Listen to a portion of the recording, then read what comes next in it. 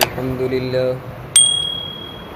لله وكفى وسلام على عباده الذين اصطفى أما بعد فأعوذ بالله من الشيطان الرجيم بسم الله الرحمن الرحيم قل هو الله أحد الله الصمد لم يلد ولم يولد ولم يكن له كفوا أحد صدق اللہ العظیم۔ اس سورت کا نام سورہ اخلاص ہے۔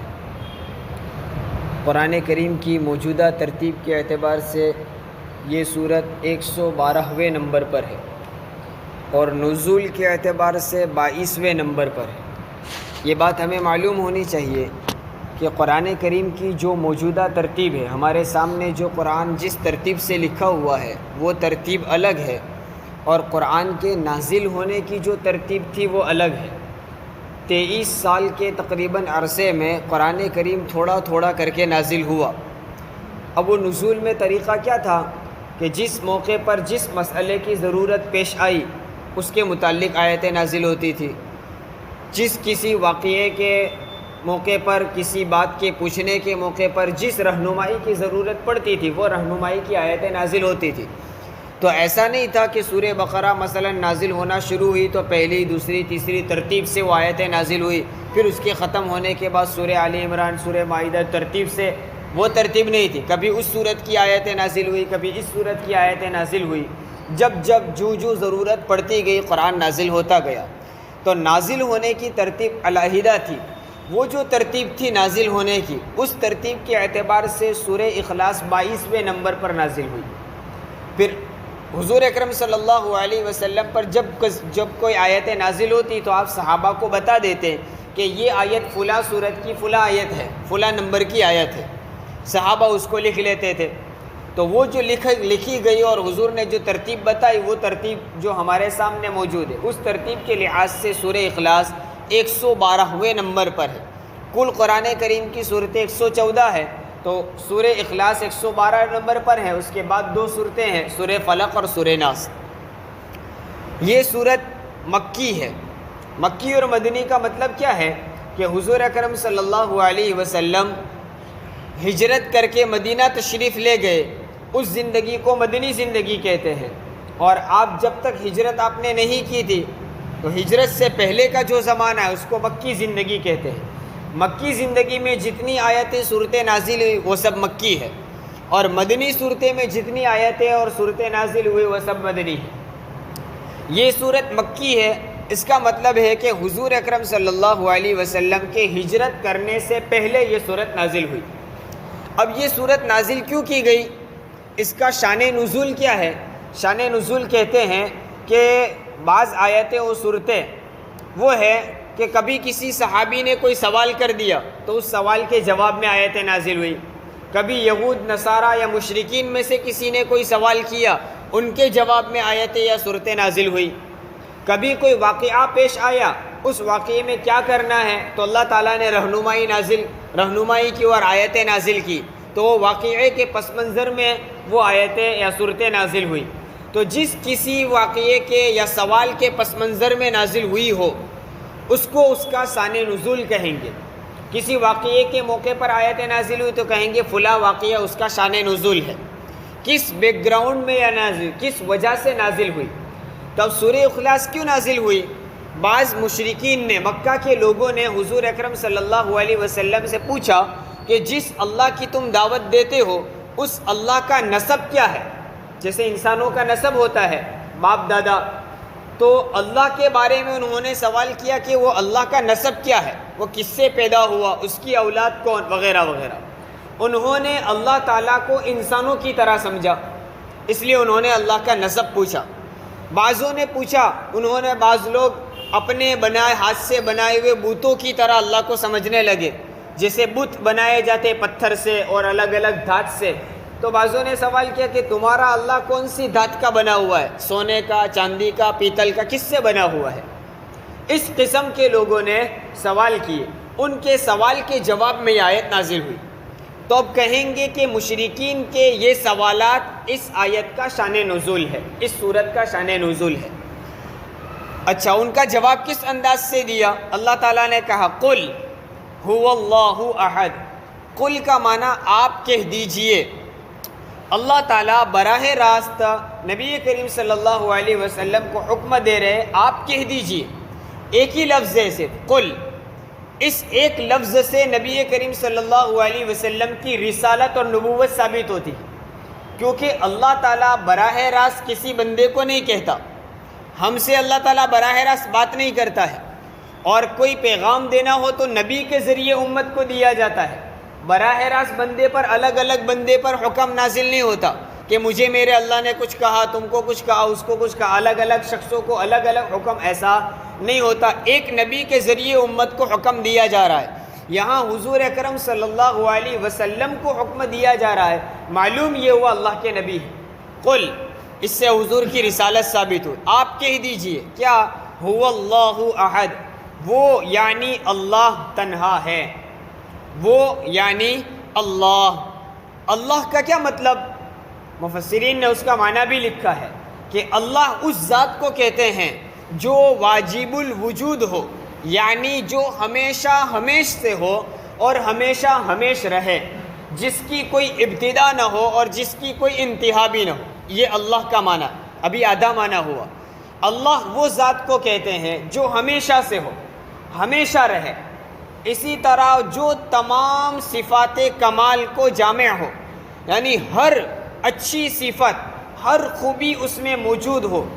کوئی خوبی ایسی نہ ہو کہ جو خوبی تو ہو لیکن اللہ میں نہ ہو، ایسا نہیں ہو سکتا۔ تمام خوبیاں اس میں موجود ہے، اور تمام نقائص سے، تمام برائیوں سے وہ پاک ہے۔ کوئی برائی، کوئی خامی ایسی نہیں ہے جو اللہ میں موجود ہو۔ تو اب اللہ کا مطلب کیا ہوا؟ اللہ اس ذات کو کہتے ہیں جو ہمیشہ ہمیش سے ہو، ہمیشہ ہمیش رہے، تمام قسم کی خوبیاں اس میں موجود ہو اور تمام قسم کی خامیوں سے وہ پاک ہو، اس ذات کو اللہ کہتے ہیں۔ اور یہ تمام معانی صرف اور صرف اللہ میں پائے جاتے ہیں۔ اللہ کے علاوہ کوئی ذات ایسی نہیں ہے جو ہمیشہ سے ہو، ہمیشہ رہے۔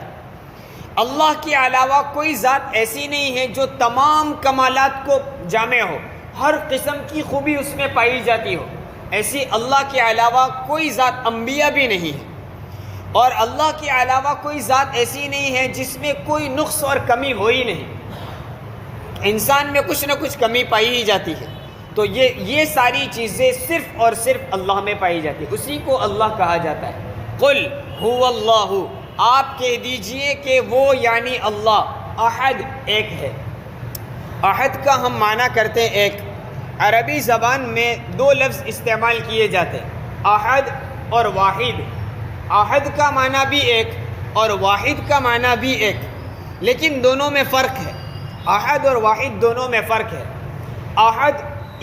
احد کا معنی ہم ایک کرتے ہیں، لیکن وہ اس ایک کو کہتے ہیں جو الگ الگ اجزاء سے مل کر نہ بنا ہو، ترکیب سے وہ پاک ہو۔ کیا مطلب ہے؟ مثال کے طور پر یہ ٹپائی ہے۔ ٹپائی ہمارے سامنے ابھی ایک ہی ہے، ایک سے زیادہ نہیں ہے ایک، لیکن وہ ایک ایسی ہے جو الگ الگ حصوں سے، ٹکڑوں سے بنی ہے، الگ الگ اسپیئر پارٹس سے بنی ہے۔ جیسے یہ پنکھا ہے، پنکھا ایک ہے، لیکن وہ الگ الگ پرزوں سے، الگ الگ اسپیئر پارٹ کو ملا کر بنایا گیا ہے۔ تو بہت ساری چیزیں وہ ہوتی ہیں جو ہوتی ہے ایک، لیکن اس ایک کو بنانے کے لیے بہت ساری چیزوں کو جوڑا جاتا ہے، بہت سارے اسپیئر پارٹ لگا کر وہ ایک چیز بنتی ہے۔ احد اس کو کہتے ہیں جو الگ الگ اسپیئر پارٹ سے پاک ہو، ایک ہو اور اس کے الگ الگ اجزاء نہ ہو۔ اللہ تعالیٰ کی ذات ایک ہے، یعنی تنہا ہے، وہ الگ الگ حصوں سے مل کر نہیں بنا ہے۔ اسی طرح وہ تنہا ہے، اس جیسا، اس کے مشابہ اور اس کا مثل کوئی نہیں، اس کے برابر کا تو کوئی نہیں ہے، لیکن اس کے جیسا بھی کوئی نہیں ہے، اس کو کہیں گے احد۔ تو قل هو اللہ احد، اللہ وہ ہے، وہ یعنی اللہ تنہا ہے۔ اللہ الصمد، اور اللہ بے نیاز ہے۔ الصمد کا معنی ہم کرتے ہیں بے نیاز، لیکن عربی زبان کا لفظ صمد ایسا ہے جس کا اردو میں ایک لفظ میں ترجمہ ہو ہی نہیں سکتا۔ اگر ہم ترجمہ کرتے ہیں بے نیاز، تو بے نیاز کا مطلب کیا ہوا؟ جس کو کسی کی ضرورت نہیں۔ اللہ بے نیاز ہے یعنی اللہ کو کسی کی ضرورت نہیں، اللہ کسی کا محتاج نہیں۔ لیکن صمد میں دو چیزیں شامل ہیں، دو معنی ہیں۔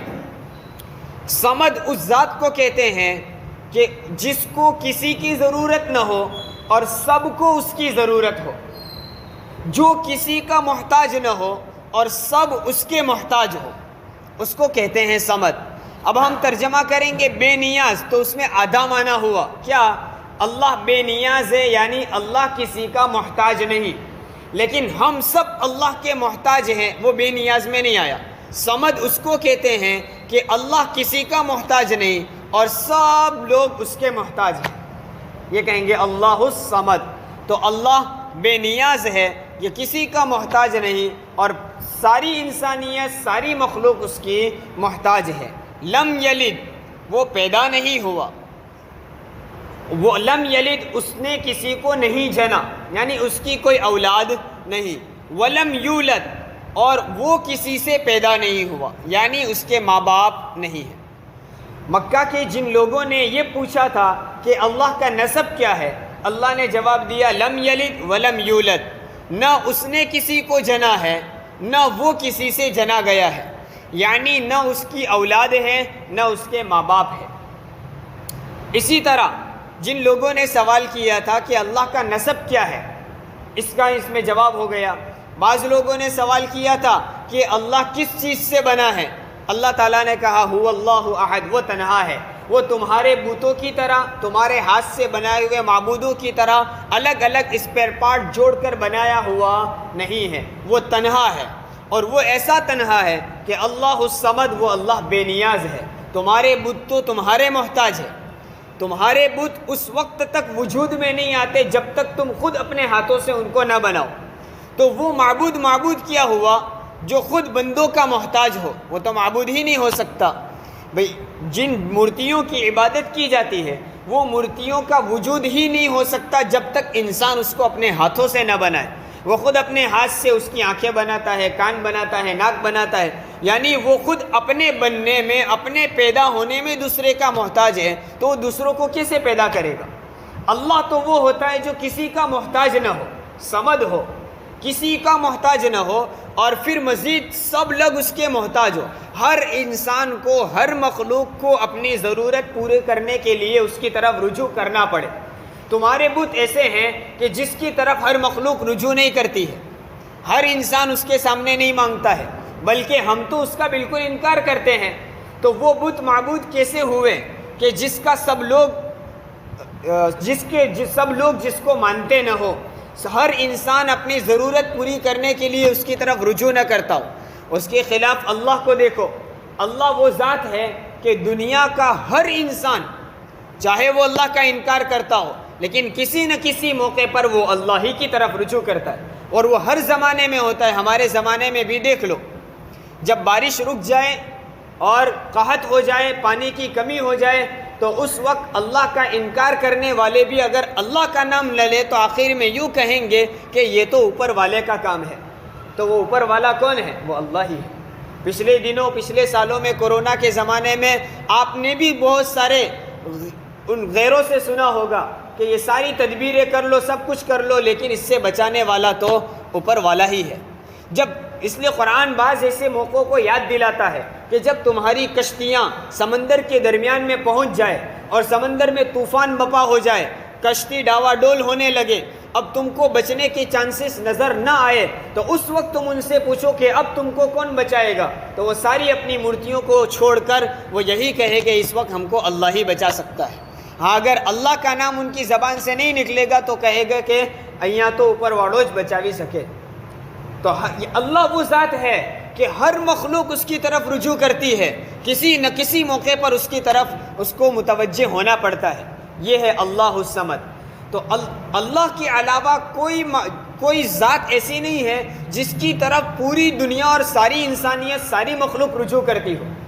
کسی کو اللہ نے کوئی مقام اور مرتبہ دے دیا تو وہ مرتبے کے لحاظ سے اس کے ماتحت اس کی طرف رجوع کریں گے، اس سے پوچھیں گے، اس سے مدد لیں گے وغیرہ وغیرہ۔ تو وہ کیا ہوگا؟ اس کے ایک ایک حد تک کے لوگ اس کی طرف رجوع کریں گے. ساری مخلوق اس سے مدد نہیں مانگے گی، ساری مخلوق اس کی محتاج نہیں ہے. صرف اللہ ہی وہ ذات ہے کہ تمام مخلوق اس کی محتاج ہے. لم یلد، اس نے کسی کو جنا نہیں ہے، اس کی کوئی اولاد نہیں ہے. ولم یولد، اور وہ خود بھی کسی سے جنا نہیں گیا، یعنی اس کے کوئی ماں باپ نہیں ہے. اللہ تبارک و تعالیٰ نے ایک چھوٹی سی صورت میں، بلکہ یوں کہیے اللہ احد، اتنے مختصر لفظ میں توحید کو بھی ثابت کر دیا، رسالت کو بھی ثابت کر دیا. پہلی آیت قل هو اللہ احد میں یہ قرآن کی جامعیت ہے کہ مختصر لفظوں میں وہ بڑے بڑے مضامین جو کئی کئی جلدوں کی کتابوں میں لکھے جا سکتے ہو، اللہ تعالیٰ قرآن کے چھوٹے سے لفظ میں، چھوٹی سی آیت میں اس کو بیان کر دیتے ہیں. وَلَمْ يَكُنْ لَهُ كُفُوًا أَحَدٌ، اور اس کے برابر کا کوئی نہیں ہے، اس کا ہمسر کوئی نہیں ہے. دیکھیے، ایک تو یہ ہے کسی ذات کے بالکل برابر درجے کا ہونا، بالکل سیم ہونا، ٹو کاپی ہونا. اللہ تعالیٰ کا بالکل سیم تو کوئی ہے ہی نہیں، لیکن اس جیسا دکھائی دے، اس جیسے کمالات رکھتا ہو، وہ بھی کوئی نہیں. دو ذات، دو انسانوں میں کبھی ایسا ہوگا کہ بالکل سیم کام کرنے والے، سیم خدمت کرنے والے، تو اس کو ہم کہیں گے بالکل سیم ہے، ایک جیسے ہیں، ایک ہی فیلڈ میں ایک ہی کام کرتے ہیں. اور کبھی ایسا ہوگا کہ دونوں کی فیلڈ ایک ہی ہوں گی، لیکن خدمت کے اعتبار سے دیکھیں تو اس کی خدمت بھی اتنے ہی درجے کی ہے جو پہلے والے کی ہے. اس جیسا ہے. اللہ کی ذات وہ ہے کہ اس جیسا بالکل سیم بھی کوئی نہیں ہے، اور اس طرح کے کمالات رکھنے والا بھی کوئی نہیں. وَلَمْ يَكُنْ لَهُ كُفُوًا أَحَدٌ. اللہ تبارک و تعالیٰ نے اس مختصر صورت میں، قرآن کریم کی اس چھوٹی سی صورت میں اپنی توحید کو بیان کیا. اس وجہ سے اس صورت کے بڑے فضائل بھی ہیں. ایک صحابی حضرت انس رضی اللہ تعالیٰ عنہ فرماتے ہیں کہ ایک صحابی حضور اکرم صلی اللہ علیہ وسلم کی خدمت میں حاضر ہوئے اور کہا کہ اللہ کے رسول، مجھے سورہ اخلاص سے بڑی محبت ہے. اللہ کے رسول صلی اللہ علیہ وسلم نے فرمایا کہ تیری اس سورہ اخلاص سے محبت نے تجھے جنت میں داخل کر دیا. اس سورت کی محبت کی بنیاد پر حضور اکرم صلی اللہ علیہ وسلم نے ان صحابی کو جنت کی خوشخبری سنائی. ایک مرتبہ حضور اکرم صلی اللہ علیہ وسلم نے صحابہ سے عرض کیا کہ آ جاؤ، قریب قریب آ جاؤ، جمع ہو جاؤ. جو لوگ وہاں موجود تھے جمع ہو گئے. حضور اکرم صلی اللہ علیہ وسلم نے فرمایا میں آج تم کو 1/3 قرآن سناؤں گا. 1/3 یعنی ایک قرآن کا تیسرا حصہ. قرآن کو 3 حصوں میں تقسیم کرو تو جو ایک حصہ بنتا ہے 1/3، میں اتنا قرآن تم کو سناؤں گا. صحابہ جمع ہوئے، حضور اکرم صلی اللہ علیہ وسلم نے سورہ اخلاص پڑھ کر سنائی. روایتوں میں موجود ہے کہ جو آدمی ایک مرتبہ سورہ اخلاص پڑھتا ہے، اللہ تعالیٰ اس کو 1/3 قرآن کا ثواب عطا کرتے ہیں. اس حساب سے جس آدمی نے 3 مرتبہ سورہ اخلاص پڑھی، اس کو پورے ایک قرآن جتنا ثواب دیا جاتا ہے. یہ سورہ اخلاص کی برکتیں ہیں. ایک مرتبہ حضور اکرم صلی اللہ علیہ وسلم نے فرمایا کہ جس شخص نے صبح کے وقت سورہ اخلاص اور معوذتین یعنی سورہ فلق اور سورہ ناس، اس کے بعد کی جو 2 صورتیں ہیں قل اعوذ برب الفلق اور قل اعوذ برب الناس، ان 3 صورتوں کو جس شخص نے صبح کے وقت پڑھ لیا، پورے دن وہ بلاؤں سے محفوظ ہو گئے. موجودہ حالات میں جہاں ہر طرف سے مسلمان پریشان ہے، اس وقت ہمیں اللہ کی طرف بہت زیادہ رجوع کرنا چاہیے. جو فرائض اور واجبات ہیں ان کو تو ادا کرنا ہی چاہیے، ساتھ ہی ساتھ حفاظت کے ذرائع میں جو حضور اکرم صلی اللہ علیہ وسلم کی بتائی ہوئی دعائیں اور وظیفے ہیں اس پر انسان عمل کر لے تو اللہ تبارک و تعالیٰ کی طرف سے بہت عجیب و غریب مددیں آتی ہیں. آج ہمارے معاشرے میں انسان کو خود کو کچھ کرنا نہیں ہے، خود کو محنت نہیں کرنی ہے. حالات سنگین سے سنگین تر ہوتے جا رہے ہیں، لیکن فجر کی نماز میں دیکھو تو تعداد اتنی ہی کی اتنی. رات کو ڈر خوف لے کر سوتے ہیں، لیکن اس کے باوجود صبح فجر کی نماز کے لیے مسجد جانا نصیب نہیں ہوتا. یہ غفلت کی باتیں ہیں. تو الغرض فرائض واجبات کے اہتمام کے ساتھ مسنون دعاؤں کا اہتمام بھی خوب کرنا چاہیے. جو مسنون دعائیں ہیں اس میں اللہ تعالیٰ نے بڑی طاقت رکھی ہے. ان میں سے ایک یہ ہے سورہ اخلاص، سورہ فلق اور سورہ ناس. بہت سارے لوگوں کا یہ شکوہ ہوتا ہے بچوں کے متعلق کہ ہمارے بچے رات میں سوتے نہیں ہیں، روتے رہتے ہیں، نیند نہیں آتی ہے. اب ادھر اس کے پاس گئے، اس کے پاس گئے، نہ جانے کن کن لوگوں کے پاس جاتے ہیں علاج کروانے کے لیے، پوچھ تاچھ کے لیے، تعویذ کے لیے۔ میں یہ نہیں کہتا تعویذ کرنا منع ہے، نہیں، جائز ہے، لیکن بہت سارے لوگ ایسے انسانوں کے پاس بھی پہنچ جاتے ہیں جن کے پاس کوئی علم نہیں، کچھ عطا پتہ نہیں، ایسے لوگوں کے پاس بھی تعویذ لیں گے، لیکن خود کو کوئی عمل کرنا نہیں ہوتا، اس کے پیچھے توجہ نہیں ہوتی۔ دیکھیے، بچوں کے متعلق بہت سارے لوگوں سے سنا ہے، چھوٹے بطور خاص بہت چھوٹے دودھ پیتے بچے رات میں سوتے نہیں ہیں، رات بھر جاگنا پڑتا ہے، ہم کو بیداری کرنی پڑتی ہے، لوگوں کی یہ شکایت ہے۔ یہ مجرب عمل ہے، کر کے دیکھیے۔ جب بچہ اگر رات کو نہ سوتا ہو تو بلند آواز سے، اتنی آواز سے کہ آپ کا بچہ وہ آواز سن سکے، اعوذ باللہ من الشیطان الرجیم، بسم اللہ الرحمن الرحیم پڑھ کر سورہ اخلاص پڑھیے، پھر بسم اللہ پڑھ کر قل اعوذ برب الفلق، پھر بسم اللہ پڑھ کر قل اعوذ برب الناس، یہ 3 صورتیں پڑھیے۔ ایک ایک مرتبہ پڑھے تو بھی ٹھیک ہے، اگر ان 3 صورتوں کو 3 مرتبہ پڑھے تو بہتر، بسم اللہ کے ساتھ۔ بالکل شروع میں اعوذ بھی پڑھیں گے، پھر بسم اللہ کے ساتھ ان 3 صورتوں کو 3 مرتبہ بلند آواز سے اس طرح پڑھے کہ وہ بچہ سنے، پھر 3 مرتبہ اس بچے پر تھتکار دے یعنی اس پر اس طرح پھونک مارے کہ تھوک کے کچھ ذرات اس پر لگے، کر کے تھوک کے کچھ ذرات اس پر لگے، اس انداز سے اس پر تھوک دے، انشاءاللہ وہ سکون کی نیند سو جائے گا۔ یہ مجرب عمل ہے، کر کے دیکھیں۔ لیکن میں نے کہا نا، انسانوں کا مزاج ایسا بنا ہے کہ ہمیں خود کرنا نہیں ہے، لوگوں سے دعائیں کروائیں گے، دوسرے کے پاس تعویذ لائیں گے، یہ سب کچھ کریں گے، لیکن خود دعائیں پڑھنا، خود پڑھ کر پھونک مارنا، یہ چیزیں ہم سے نہیں ہوتی۔ حالانکہ جو آدمی جس مصیبت میں گرفتار ہوتا ہے وہ خود جب عمل کرتا ہے تو پورے دل سے، توجہ سے، کڑن سے کرتا ہے، وہ دوسروں کی دعاؤں میں وہ اثر نہیں ہوتا جو خود کی دعاؤں میں ہوتا ہے۔ اس لیے خود مسنون دعاؤں کا اہتمام کرنا چاہیے، اللہ سے خود مانگنے کا اہتمام کرنا چاہیے، ہر چھوٹی سے چھوٹی پریشانی اللہ سے مانگے، اردو میں نہ آتا ہو گجراتی میں مانگے، جس زبان میں مانگ سکتے ہو مانگے، مانگنے کا رواج بھی ختم ہو گیا ہے۔ تو بہرحال اللہ والوں سے، بزرگوں سے دعائیں لینی بھی چاہیے، اس سے بھی انکار نہیں ہے، لیکن اس کا مطلب یہ نہیں ہے کہ وہ دعا کرتے رہے اور ہم آرام سے بیٹھے، ہمیں خود بھی کرنا چاہیے۔ یہ حضور اکرم صلی اللہ علیہ وسلم نے جو دعائیں بتائی ہے اس میں بڑا اثر ہے، ان کا اہتمام کرنا چاہیے۔ بہرحال اس صورت کے یہ فضائل ہیں، اور اس صورت کے ذریعے سے توحید کا بہت بڑا پیغام پہنچتا ہے۔ اس صورت کا خوب ورد بھی کرنا چاہیے۔ موجودہ زمانے میں ارتداد بہت تیزی سے پھیلتا ہے، تو اس صورت کو کثرت سے پڑھنے سے انشاءاللہ اللہ ہمارے ایمان کی حفاظت فرمائے۔ آخری ایک بات، نبی کریم صلی اللہ علیہ وسلم کی ایک سنت، اور بہت آسان سنت، کوئی مشکل کام نہیں، جو کام ہم روزانہ کرتے ہیں وہی کرنا ہے، بس اس میں تھوڑی سی تبدیلی کر دینی، اور وہ تبدیلی ایسی کہ بالکل آسان ہے۔ کیا ہے؟ حضور اکرم صلی اللہ علیہ وسلم کی سنت ہے، غالباً حضرت انس رضی اللہ تعالیٰ عنہ فرماتے ہیں کہ تقریباً 1 مہینے تک میں نے حضور اکرم صلی اللہ علیہ وسلم کو دیکھا کہ آپ فجر کی 2 رکعت سنت میں، یعنی فرض سے پہلے پڑھی جانے والی 2 رکعت سنت میں، اور مغرب کے بعد کی 2 رکعت سنت، فرض کے بعد والی 2 رکعت سنت میں، پہلی رکعت میں قل یا ایھا الکافرون اور دوسری رکعت میں قل ھو اللہ احد پڑھا کرتے تھے۔ یہ حضور اکرم صلی اللہ علیہ وسلم کی سنت ہے۔ اب دیکھیے، ہمیں فجر کی نماز پڑھنی ہی پڑھنی ہے، سنت ویسے بھی پڑھنی ہے، کوئی بھی سورت پڑھو، سنت تو پڑھنی ہے اور سورت بھی پڑھنی ہی ہے۔ اچھا، اس سے اچھا کیا ہو کہ ہم سنت جیسے روزانہ پڑھتے ہیں وہ پڑھیں، لیکن اس میں سنت یہ زندہ کر لے کہ پہلی رکعت میں قل یا ایھا الکافرون، دوسری رکعت میں قل ھو اللہ احد، اور یہ کوئی لمبی چوڑی صورتیں بھی نہیں ہے کہ مشکل ہو، بلکہ ہم اکثر نمازوں میں قل ھو اللہ احد پڑھا کرتے ہیں۔ تو خاص طور پر سنت کی نیت سے فجر کی 2 رکعت سنت میں، مغرب کی 2 رکعت سنت میں یہ صورتوں کا اہتمام کر لے تو ایک سب سے بڑا فائدہ تو یہ ہوگا کہ سنت زندہ ہوگی۔ اس کے علاوہ ایک انشاءاللہ فائدہ یہ ہوگا کہ قل یا ایھا الکافرون میں کفر کو رد کیا ہے۔ قل یا ایھا الکافرون میں کیا ہے کہ کافروں سے خطاب کیا ہے کہ جن کی تم عبادت کرتے ہو ہم ان کی نہیں کرتے، ہم جس اللہ کی کرتے ان کی تم نہیں کرتے ہو، اور جن کی تم کرتے آ رہے ہو ہم اس کی کبھی کریں گے نہیں۔ کفر کی تردید اور نہ کرنے کا وعدہ ہے۔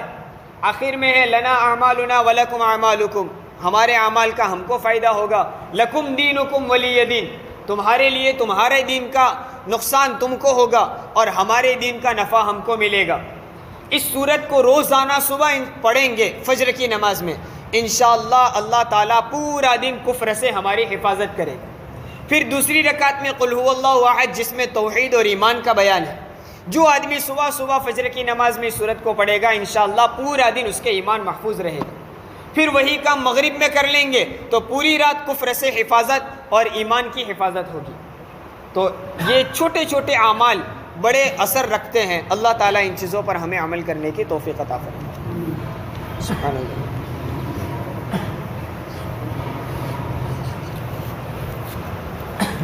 سبحانك اللهم وبحمدك وتبارك اسمك وتعالى جدك ولا إله غيرك، اللهم صل على سيدنا محمد وعلى آل سيدنا محمد وأصحابه وبارك وسلم۔ ربنا ظلمنا أنفسنا وإن لم تغفر لنا وترحمنا لنكونن من الخاسرين۔ اے اللہ ہم گنہگار ہیں، خطا کار، سیاکار ہیں، اے اللہ اپنے فضل سے ہمارے تمام گناہوں کو معاف فرما دے۔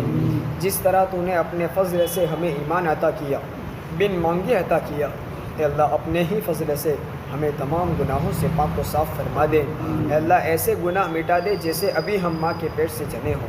اے کریم آقا ہمارے نامہ اعمال میں تمام گناہوں کو مٹا کر اے اللہ اس کی جگہ نیکیوں کو لکھ دے، ہماری سیئات کو حسنات سے بدل دے، تیری مرضیات پر زیادہ سے زیادہ چلا کر تیری نامرضیات سے ہماری پوری حفاظت فرما۔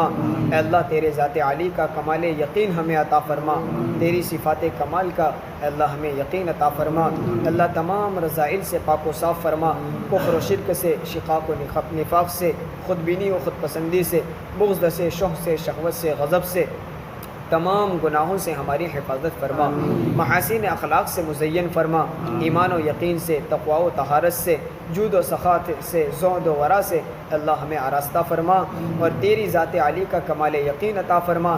ایک لمحے کے لیے بھی تجھ سے غفلت میں مبتلا ہونے اور تیری معصیت میں گناہوں میں مبتلا ہونے سے ہماری پوری حفاظت فرما، ہر وقت تیرا استحضار نصیب فرما۔ اے اللہ تیرا ذکر کرنے والی زبان عطا فرما، تیرا شکر کرنے والا دل عطا فرما۔ اے اللہ دوام ذکر و دوام طاعت کی توفیق عطا فرما، ابنائے دنیا سے نہ بنا، ابنائے آخرت سے بنا دے۔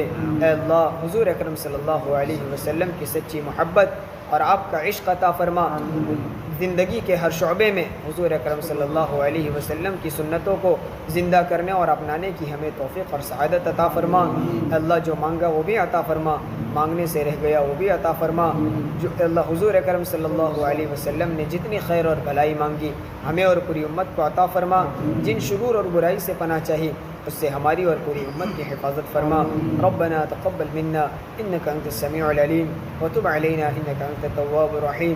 صلی اللہ تعالی علی خیر خلقہ محمد وآلہ وصحبہ اجمعین برحمتک یا ارحم الراحمین۔